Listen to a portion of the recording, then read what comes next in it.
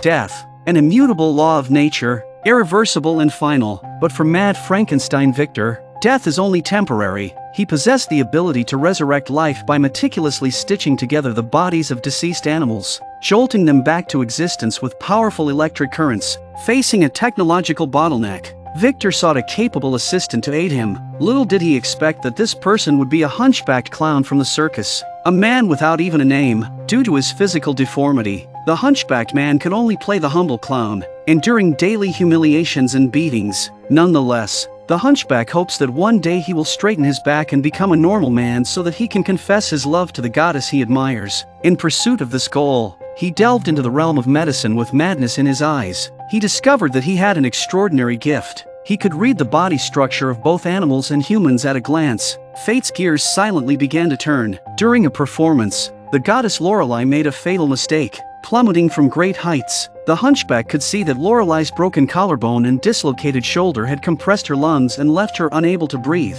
Victor thought there was no way to save her without specialized tools. The hunchback borrowed a pocket watch from Victor and put it on Lorelei's broken collarbone and pushed it upwards. Miraculously, Lorelei regained consciousness. Victor's eyes light up instantly. Isn't this the medical genius he's been looking for?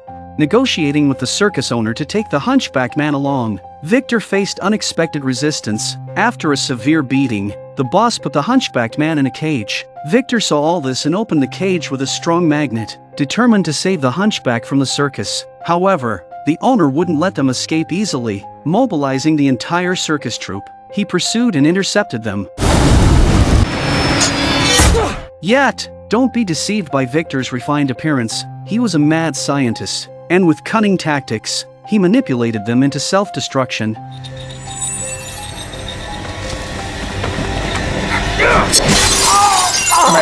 In the end, they successfully fled through the sewers. After returning to the laboratory, Victor couldn't wait to commence the transformation of the hunchbacked man. He takes a syringe and inserts it into the tumor on the hunchback's back, then uses his mouth to draw out some of the fluid, then uses the siphon principle to drain the remaining pus, and that's just the first step. Suddenly, Victor forcefully positioned the hunchback against a pillar, securing his spine with corrective braces around his waist. In a miraculous turn of events, the hunchback stood up for the first time in 18 years. After a simple wash, the hunchback became so handsome that Victor named him Igor. From that moment on, Igor's fate took a drastic turn. With his new identity, Igor could finally experience the world from the perspective of a normal person. Dressed immaculately, Igor visited the hospital, leaving a silver coin for the nurse to care for the still unconscious Lorelei, who had suffered severe injuries. Meanwhile, the police received a report from the circus. Inspector Turpin, drawing on years of experience,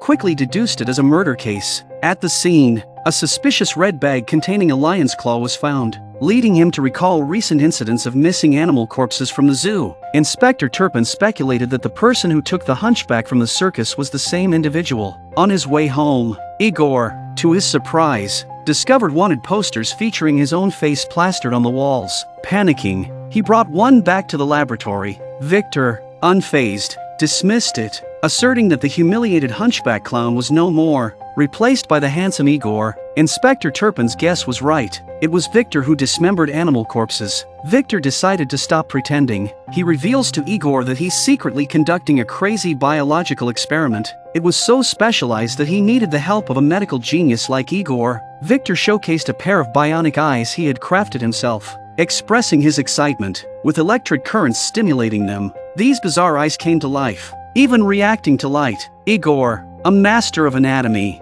was both shocked and observant, pointing out some shortcomings. Victor, exceptionally excited, confirmed that Igor was indeed the medical genius he sought. From that moment, Igor officially became his invaluable assistant. Victor eagerly initiated the biological experiment, utilizing various organs extracted from animal corpses, having Igor repair and activate them for the assembly of a completely new life form. Amidst their intense work, Victor frequently took Igor to high society gatherings. At a particular banquet, Igor unexpectedly encountered his admired goddess, Lorelei. It turned out Lorelei had received assistance from a wealthy benefactor and had established a romantic relationship. Lorelei was astonished by Igor's transformation, unable to fathom that the once nameless clown had become a suave gentleman. After the banquet, Victor excitedly brought Igor back to the laboratory. Through their joint efforts, a monster, pieced together from various animal organs, lay on the operating table. When electricity flowed through its body, the creature not only began to breathe but also slowly opened its eyes. It was an astonishing and grotesque miracle. In order to secure support from the aristocracy and research funding,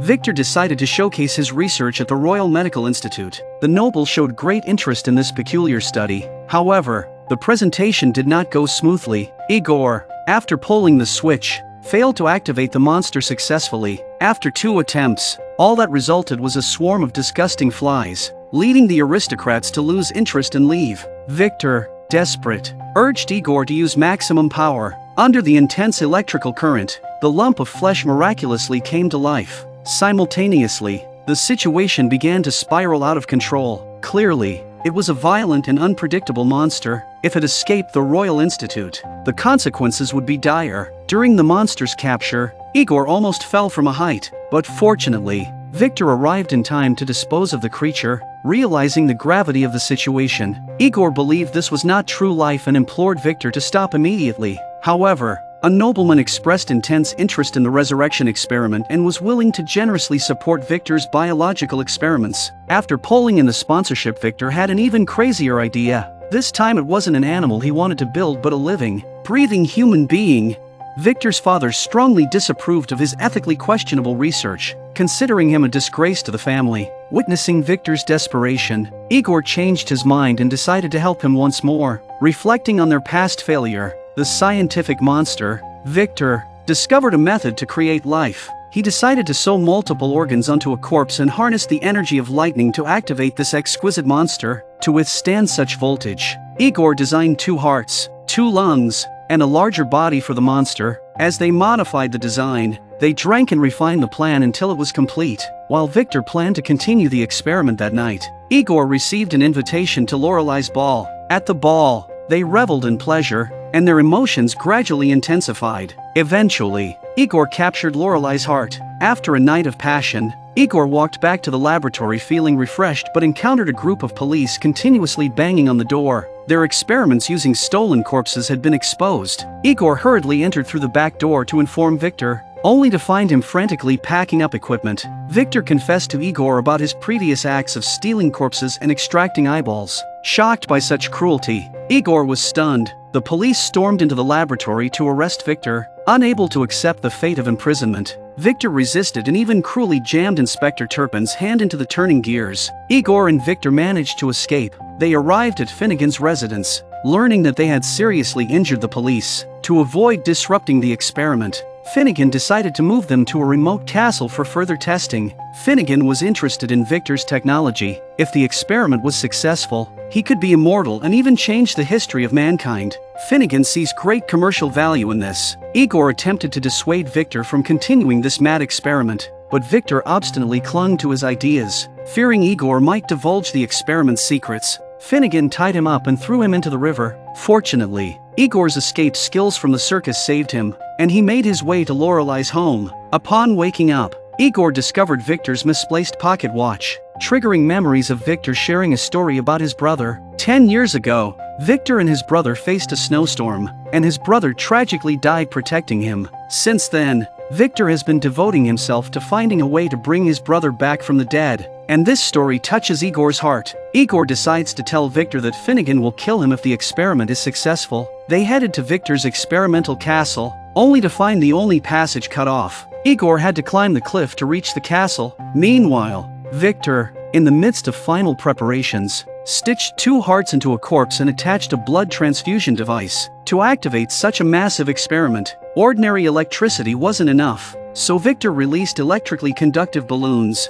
As the balloon rises, lightning with infinite power is channeled through the wires to the castle. Victor pushed the power to the maximum, hoping to activate the monster in a single attempt. The body that was hanging in the air came back to life after much anticipation, but the lightning's power is so strong, the whole thing spirals out of control. There was no place for the energy to go. Sparks flew everywhere, and Finnegan was killed in a series of chain explosions. As the smoke cleared, the world witnessed the birth of the first artificial human. Expressionless, the creature walked towards the onlookers. Inspector Turpin was dumbfounded, while Victor's face filled with joy. Recognizing the scientific monster as his brother, Victor finally realized this wasn't true life. and the immense psychological shock caused him to break down. Suddenly, Inspector Turpin fired a shot at the scientific monster, completely enraging it. The ruthless creature launched an indiscriminate attack. Inspector Turpin, unfortunate, was slapped away by the monster and perished on the spot. The heartless creature had no intention of sparing its creator. In that moment, Victor acknowledged his mistake and decided to end the disaster with Igor's help. However, their combined assaults couldn't defeat the monster.